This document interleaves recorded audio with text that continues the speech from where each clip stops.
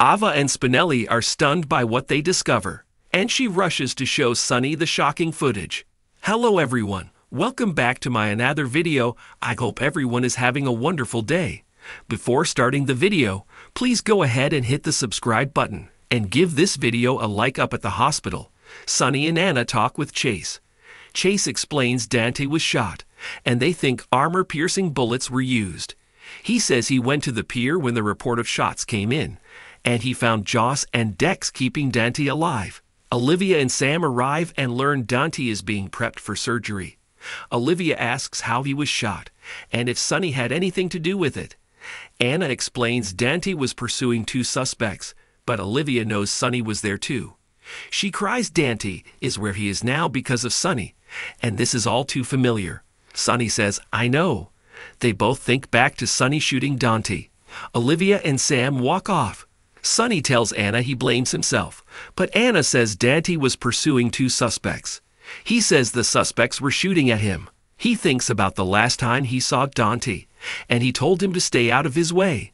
Dante was trying to protect him, even though he made it clear that he didn't want him to. Dex and Joss arrive, and Anna questions them about what happened. Joss and Dex tell her that someone had administered first aid before they found Dante. Chase sits down with Olivia and Sam and says he's sorry about this. He explains what happened at the warehouse and that Dante went to follow the suspects while he stayed behind to secure the scene. Sonny listens in as Chase says he's so sorry. Sam tells Chase this isn't his fault and they were just doing their jobs. In an exam room, Portia and other doctors take care of Dante, who has a collapsed lung and his blood pressure is falling. They get ready to move him to the OR. Portia comes out to update them all on Dante. She says Dante is being prepped for surgery and they are doing everything they can for him. Dante is brought out on a gurney, and Olivia strokes his hair before he's wheeled off. Sonny heads to the chapel to pray. He tells God he has sinned and will pay for those sins, but to let Dante live. Olivia comes and finds Sonny praying and joins him.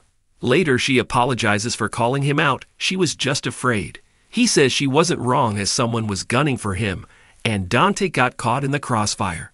She says Dante was doing his job. Sonny feels Dante is one of the only people he can count on right now. Olivia gets a call from Ned and excuses herself to talk to him. Chase and Anna sit down with Dex and Joss to talk to them again about what happened. Joss says they were on their way back to Port Charles and headed to the pier because they heard gunfire was reported and thought it might be Sonny. They again tell her what happened when they found Dante, and Joss recalls finding the phone, and the operator said they spoke to someone else before they arrived. Chase says he arrived and found Joss and Dex with Dante. Anna says it's clear they saved Dante's life, and they are grateful to them. Sam talks with Portia and says she spent a lot of time in this hospital waiting on the people she loves, and it never gets easier. Portia says she'll keep her and Olivia updated on the surgery. At the Invader, Alexis takes a call from a reporter about the gunfire at the waterfront. Nina arrives with someone for Alexis to meet, but Alexis explains she was on the way to meet a reporter. Nina tells her she needs to make time for this. Nina introduces Alexis to Adrian DeWitt, who is a popular columnist looking for a new opportunity. Alexis asks if he's a gossip columnist, but Adrian prefers the term social observer. Nina says they decided this was for the best, but Alexis says she decided that. Alexis thought they were still talking about this, but Nina found out Adrian was looking for a new paper to write for, and this was an opportunity she couldn't pass up. She thinks it will be a good moneymaker for their paper and increase circulation. Alexis really has to get to meet her reporter, and Adrian says he has to be going too. He's not surprised by her reaction, but an effective society column puts a spotlight on all of society and their behavior, and it takes a brave editor to realize that. She is aware of his profession's history and is impressed by how he frames his work. Alexis says she'll be in touch, and he heads out. Nina tells Alexis that she can say it. Nina, you were right.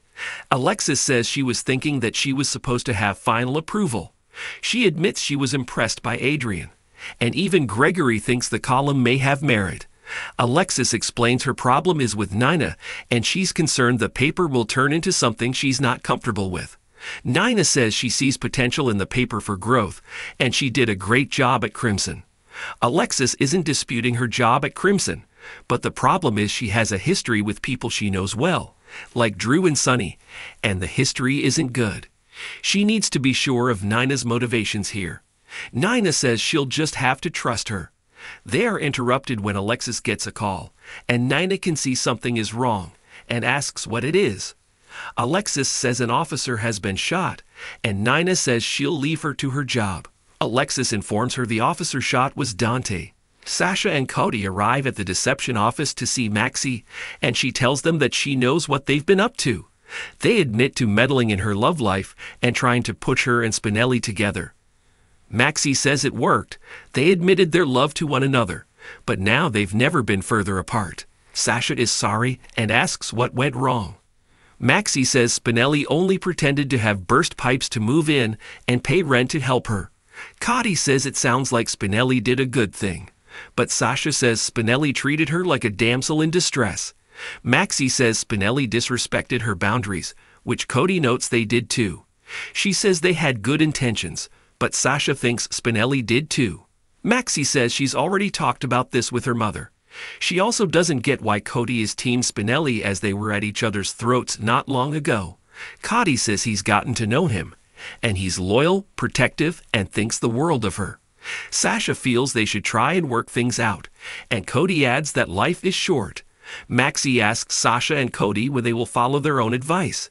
She tells them now that they don't have her love life to worry about, they can focus on themselves.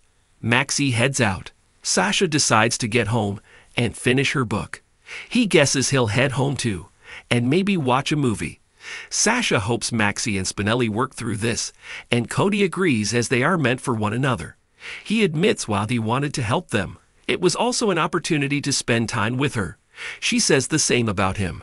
Sasha says he knows what she's been through, and she's still not sure she's ready to move on. Cody tells her again he just likes spending time with her, and if this happens, it happens. She tells him in the future they don't need to find excuses to spend time together. Ava shows up at Spinelli's place, explaining that Sonny sent her. She says he needs to get the footage sent to Brick, and they're running out of time as the feds are going to come for it. She offers to help, and they begin going through the footage. Spinelli realizes one of his cameras has already been discovered. They turn to a drone that was flying overhead and are shocked by what they see on the roof. Ava asks if this has been tampered with, and Spinelli says it's not possible in this short of time. Ava says they need to show this to Sonny. Maxie shows up needing to talk to Spinelli. Ava takes a tablet with the footage downloaded to it and races off.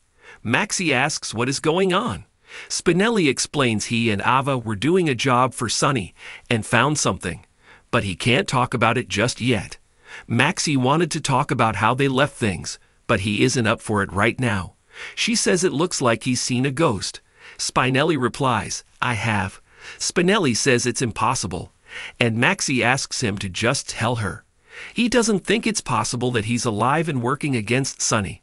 Maxie asks who he saw. Ova arrives at the hospital and finds Sonny in the chapel. He asks if they found something useful. Ava says they haven't looked through everything yet, and she's sorry about Dante, but he needs to see what they found. Ava pulls up the footage on the tablet and explains they identified one of the gunmen. Sonny asks who it is. Spit it out back in the halls. Anna and Chase talk about the person who helped Dante and how to find them. Meanwhile, Olivia tells Sam that she spoke with the doctors and Dante's fighting hard to live. They embrace. On the next General Hospital, Ava thinks Jason's back to take Sonny out. Chase tells Brooklyn it's not too late to say this isn't the life she wants. Maxie asks Spinelli who he saw on the monitor. Sam calls someone and says help is on the way. Laura tells Drew and Carly they should divide and conquer. Kate demands to see Spinelli's footage. Thanks for watching this video. Please subscribe to our YouTube channel, General Hospital Update, and stay with us.